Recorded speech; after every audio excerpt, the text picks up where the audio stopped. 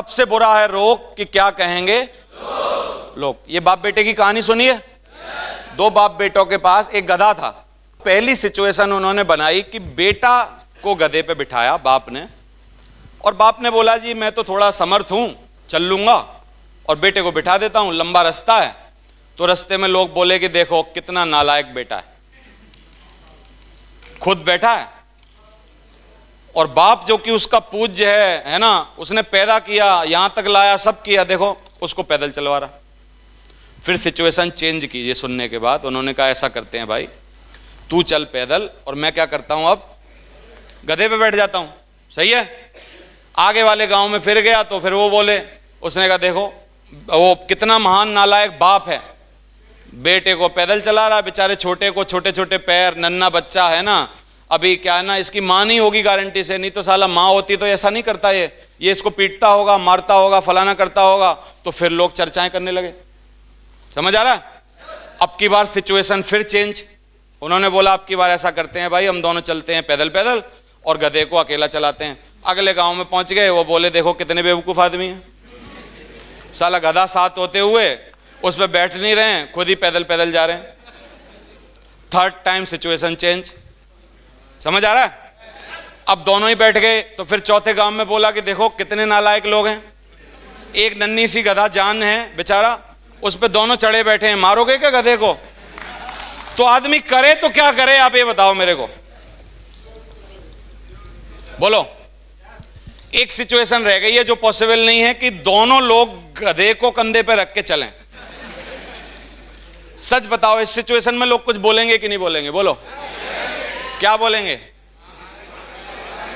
कि यार महान बेवकूफ लोग हैं, ऐसे आदमी कभी नहीं देखे। जब गधा चल सकता है तो साले क्यों उठाए फिर रहे हो?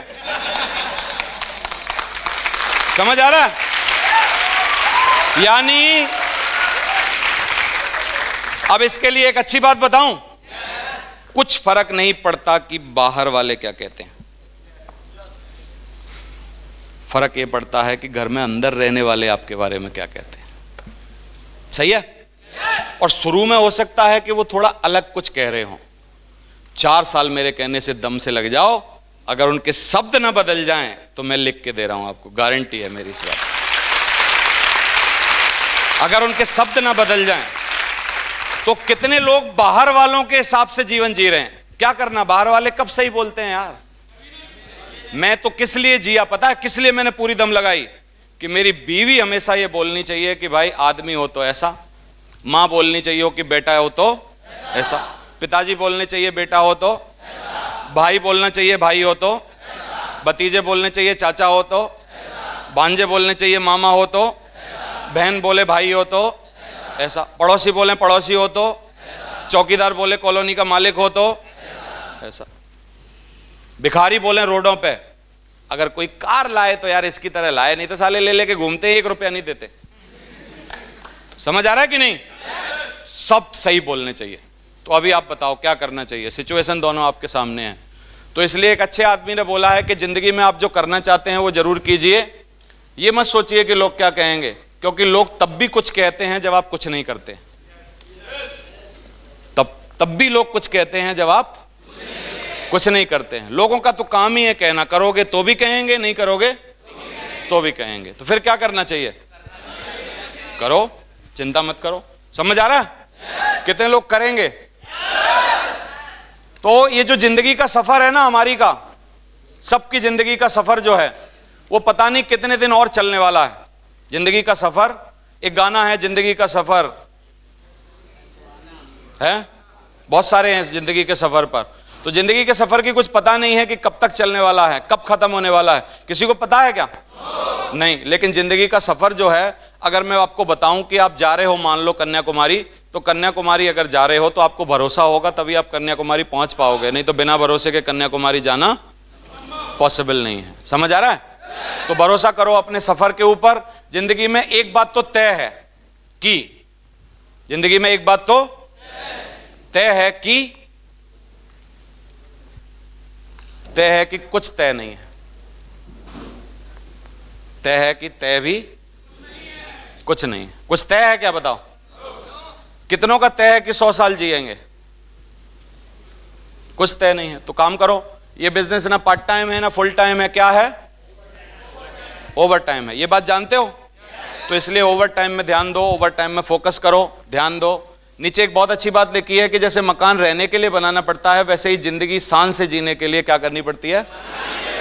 बनानी पड़ती है। कई लोग जिंदगी शान से जी रहे हैं दुनिया में। चलो शान से जीने वालों के नाम बताओ। सचिन शान से जी रहा, शाहरुख शान से जी रहा, सलमान शान से जी रहा, धोनी शान से जी रहा, विराट शान से जी रहा, अनुष्का शान से जी रही है, प्रियंका शान से जी रही है। और बताओ, बाबा रामदेव शान से जी रहे हैं, मोदी साहब, योगी साहब, मुलायम सिंह साहब, अखिलेश साहब, ये सब ने बनाई है कि इनको खैरात में मिली है? जल्दी से जवाब दो। बनाई है ना? बिल गेट शान से जी रहा है, धीरू भाई अंबानी अच्छे जिए, मुकेश अंबानी शान से जी रहा। दुनिया में हर बड़ा आदमी भाई साहब जो जिंदगी शान से जी रहा है, उसने बनाई है, ना कि खैरात में मिली है ना? कोई आईएएस अधिकारी, कोई डॉक्टर, कोई वकील, कोई दुनिया में जो है, उसने जिंदगी जीने के लिए बनाई है, ना कि उसको खैरात में मिली है। तो तुम्हें भी कितनों को शान से जिंदगी जीनी है? पक्का कर रहे हो? क्या करनी पड़ेगी फिर? जैसे मकान बनाना पड़ता है, वैसे जिंदगी बनानी पड़ती है। हम लोगों की जिंदगी देख के अगर आप प्रभावित हो, तो फिर जिंदगी हमने बनाई है, आप भी बना लो, है ना? तो लाइफ जितनी भी है ना, आपकी लाइफ के बारे में एक बहुत अच्छी बात है कि जीवन जितना भी शेष है ना, वही विशेष है।